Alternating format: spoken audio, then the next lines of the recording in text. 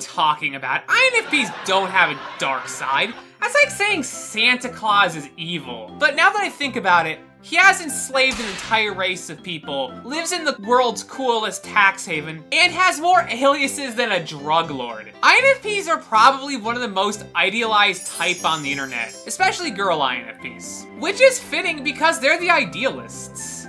Though, they're also the most roasted type on the internet. And that's quite fitting, but a topic for another day. Obviously, everybody has their dark side. It's just that INFP supervillains are a lot more like Heinz Doofenshmirtz than Darth Vader. He can blame Perry the Platypus all he wants, but he's the one putting literal self-destruct buttons on all his plants. I only put metaphorical self-destruct buttons on all my plants. Hello everybody, I'm TrebleKnight. Part-time YouTuber and part-time INFP roaster. Actually, I think it's more like full-time at this point. I make comedy videos on interesting topics, so subscribe if that sounds good to you, and don't forget to smash the like button while you're down there. Anyway, without further ado, I want to highlight the dark side of the INFP. Dogmatic idealism. INFPs are idealists, and in general, that's a good thing. Sticking to your values, regardless of what other people say, is the defining trait of a hero in most films. Atticus Finch and Gerald from Finding Dory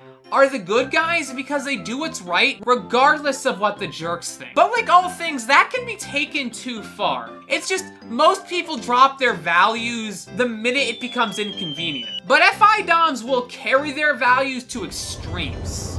Any ideal can be taken to an extreme. And because INFPs are stuck in their own little worlds all the time, they can easily overlook when their ideals hurt people. In my opinion, true idealism is the intersection between values and compassion. Anything beyond that is extremism. But when you're super deep in your own head and values, it can be easy not to see that line. Honestly, I have a lot to say on this topic, and I deleted a few paragraphs of this script because I was starting to ramble. However, extremism isn't the only dark side of dogmatic idealism. Sadly, idealists rarely succeed in bringing about their goals. Because, newsflash INFPs, nobody cares about the seagulls. Dogmatic idealism can also lead to perfectionism. No matter what you do, no matter how far you go, you can always do more. And that can easily lead to a lot of self-hatred, which is probably one of the INFP's biggest problems. Number 2.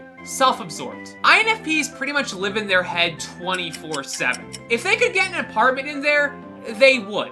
And they would never leave. Though it's a very good thing they can't, because staying stuck in your head is a very terrifying place to be. When you get so caught up in all of your own thoughts and feelings, it can be super easy to overlook other people. INFPs can get distracted. I mean, there's so many shiny ideas in the INFP noggin, and these distractions can oftentimes come across as rude or inconsiderate, because they are. INFPs are always going to put their values first. INFPs are naturally self-centered, and I don't think that's a bad thing. We're all connected, and oftentimes the best thing you can do for yourself is to help the people around you. And I think this is something that INFPs instinctively know, but it can be easy to overlook or just out ignore, and that's when you can become a selfish arsehole. Number 3.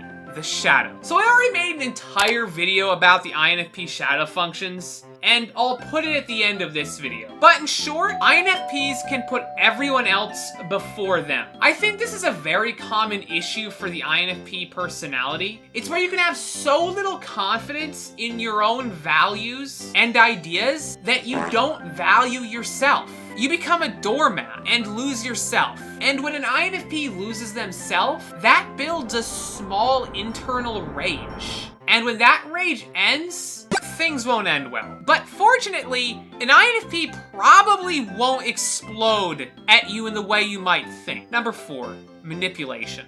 INFPs aren't the most physical bunch. If you throw a ball at them, they'll act like a bowling ball. So it's not super likely that an INFP is just going to come out and punch you. But don't think this makes you safe.